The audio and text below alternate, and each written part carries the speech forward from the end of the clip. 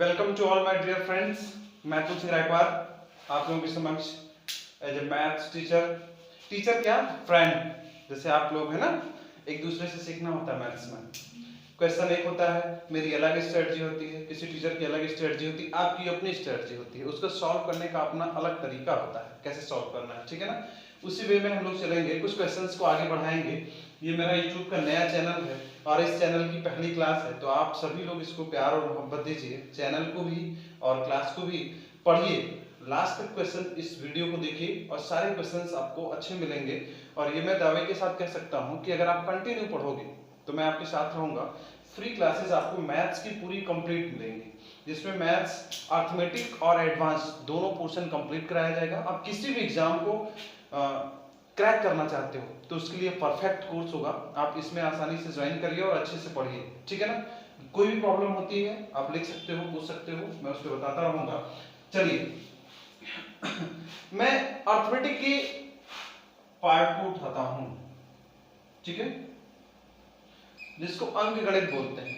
इसमें एक चैप्टर में लेता हूं जिसको परसेंटेज बोलते हैं, ठीक है ना। हिंदी में बोलते हैं प्रतिशत, ठीक है ना। इसका सिंबल होता है ये प्रतिशत, ठीक।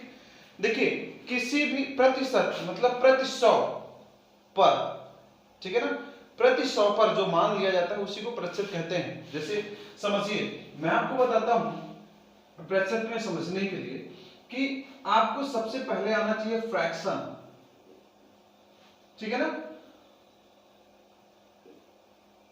फिर आना चाहिए फ्रैक्शन टू परसेंटेज, ठीक है ना।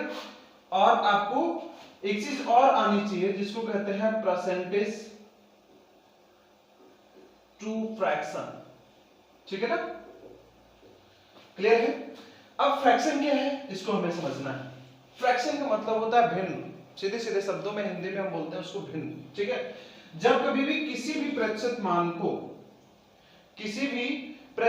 को 1/100 कर देते हैं तो हमको मिलता है क्या, फ्रैक्शन। क्लियर है, आप समझ सकते हो। Percentage into 1/100 is equal to fraction. इसी लाइन में आप कह सकते हो कि percentage is equal to fraction into 100। ये 100 जाके उधर गुणा हो जाएगा। ये दोनों चीजें आपको मिलती हैं। अब इस पे बेस में चीजें आपको आगे समझा रहा हूं, ठीक है ना, जिससे समझिए, ठीक। इसको आप स्क्रीनशॉट ले सकते हैं, एक एक चीजें समझ सकते हैं। बढ़ाता हूं मैं। इसमें अलग अलग कॉन्सेप्ट्स पे जो क्वेश्चंस बनते हैं, धीरे धीरे एक एक कॉन्सेप्ट करके हम लोग सीखेंगे सारी चीजें।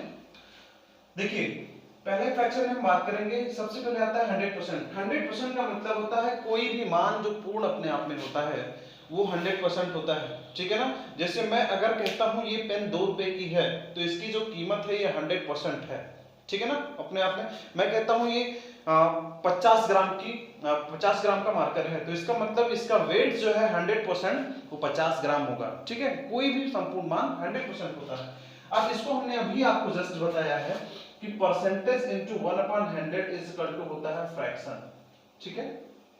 क्लियर है। मतलब जीरो लेवल से जो बच्चे हैं वो समझ सकते हैं, जिनका स्टैंडर्ड थोड़ा सा इससे ऊपर है वो भी क्लास देख सकते हो, सबके लिए बेनिफिशियल है।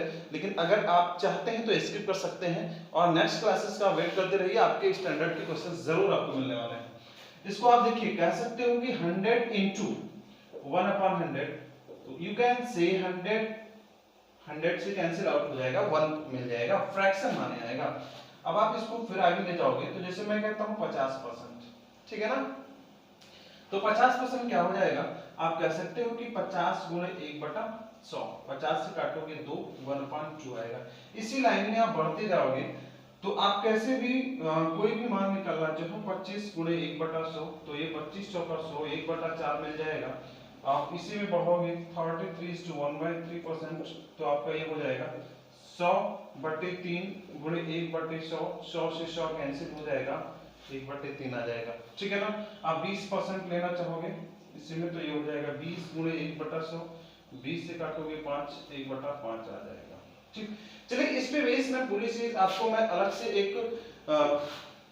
फ्रैक्शन मान, परसेंटेज को फ्रैक्शन में कन्वर्ट करके जो मान दिया जाता है वो चीज मैं पूरा एक लिस्ट दे दूंगा, आप ले लीजिएगा, ठीक है, मिल जाएगा। लेकिन सबसे पहले हम समझते हैं, जैसे अभी हमने आपको बताया कि होता क्या है 50%। अब 50% का मतलब होता है 50/100, मतलब 1/2। क्लियर है ना? 1/2 का मतलब क्या होता है, इसका वैल्यू क्या है, इसका मान क्या है, मतलब क्या है? 1/2 का मतलब होता है, 2 का मतलब होता है कुल मान, जिसको हम बोल सकते हैं संपूर्ण मान। ठीक है ना? इसे हम बोलते हैं टोटल वैल्यू। क्लियर है? और ये जो होता है ये प्रतिशत मान होता है। ठीक है ना? 1/2 का मतलब ये हुआ कि जैसे आपके पास कोई सेब है, तो हमने कहा उसमें से 1/2 भाग लीजिए, मतलब सेब को आप 2 बराबर भागों में बांटोगे, उसमें से एक आपको लेना है, तब आप 50% पाएंगे। या फिर अगर आपके पास 2 सेब हैं तो 2 में से कितना लेना है, 1 लेना है। या फिर आप समझिए कि जैसे पिज्जा आप लेकर के आए हैं, तो आपके घर में पिज्जा आया, आपने कहा 50% पिज्जा में लूंगा, तो 50% का मतलब ये होगा कि पिज्जे को आप 2 बराबर भागों में बांटोगे, उसमें से एक भाग आपको लेना है, तब आपको 50% मिलेगा। बात क्लियर हो रही है ना? ठीक है। अब देखिए इसी पे बेस में क्वेश्चन आपको समझाता हूं, जैसे कोई भी क्वेश्चन आता है तो कैसे आप उसको समझते हो। इस पे डायरेक्ट क्वेश्चन आते हैं सक्सेसिव पे, इसी से और चैप्टर्स में भी क्वेश्चंस बनते हैं, मैं आपको सिखाता हूं, समझिए। सक्सेसिव बेस्ड क्वेश्चंस जो आपसे पूछे जाते हैं, जैसे किसी शहर की जनसंख्या प्रतिवर्ष 10% की दर से बढ़ रही है, तो 2 वर्षों बाद कितने परसेंट वृद्धि होगी? आप समझिए जरा, प्रतिवर्ष फर्स्ट ईयर में 10% बढ़ी, 10% का मतलब कितना होगा? 10% का मतलब आप कह सकते हो कि 10/100, जिसको 1/10 कहते हैं। यह बात तो क्लियर हो गई कि अगर शहर की जनसंख्या 10 थी तो 1 बढ़ जाती है, मतलब 10 से बढ़कर कितनी होती है? 11। सेकंड ईयर भी यही कंडीशन आती है, 10% मतलब 10/100। आप कह सकते हो कि 1/10, 10 से 1 बढ़कर के कितनी होती है? 11। अब आप ये कह सकते हो कि हाँ सर, इनिशियल ईयर अगर देखे जाए, प्रारंभिक वर्ष जो थे उसमें 10 मेरी जनसंख्या थी, लेकिन 2 वर्षों बाद 11 के में 121 हो गई। आप कह सकते हो कि 100 से जनसंख्या बढ़ी कितनी है? 21। 21 बढ़ी कितने पर? 100 पर, गुणे 100, क्योंकि ये मिला फ्रैक्शन, फ्रैक्शन को 100 से गुणा करोगे परसेंट में बदल जाएगा, तो हो जाएगा 21% टोटल वृद्धि आएगी। बात क्लियर है? स्क्रीनशॉट ले सकते हो। इसी तरीके से सेम ही क्वेश्चन आपसे कहा जाए कि कोई भी धन है जिस पर ब्याज की दर 10% है और चक्रवृद्धि ब्याज दिया जा रहा है, तो 2 वर्षों के बाद कोई भी धन कितने परसेंट ब्याज देगा? अगर ब्याज की दर 10% है और चक्रवृद्धि ब्याज दिया जा रहा है। ठीक है, जैसे आपको बोला गया कि प्रिंसिपल का कुछ पता नहीं है, रेट ऑफ इंटरेस्ट 10% है, टाइम आपका दिया गया 2 वर्ष। ठीक है, तो कितने परसेंट इंक्रीज होगा? ठीक है, 2 वर्षों के बाद ब्याज को आप समझ सकते हो, पहले वर्ष में 10%, 1/10, 10 पर 1 वृद्धि होगी 11 होगी, दूसरे साल में भी 1/10, 10 पर 1 की वृद्धि होगी 11 होगी, मतलब 100 का धन 121 होगा, 21 बढ़ेगा 100 पर, 21% की वृद्धि होगी। मतलब सारे क्वेश्चंस आपके ऐसे फ्रैक्शन के माध्यम से आप लगा सकते हो, कोई प्रॉब्लम नहीं होगी। और भी इसमें जो कॉन्सेप्ट्स बनते हैं उन पे मैं क्वेश्चंस आपको समझाऊंगा। ठीक है, समझ रहे हैं ना? 1 बाय 1 सारी चीजें आपको कॉन्सेप्ट बेस पे समझना है। ठीक है, क्लियर? चलिए आज के लिए इतना काफी है।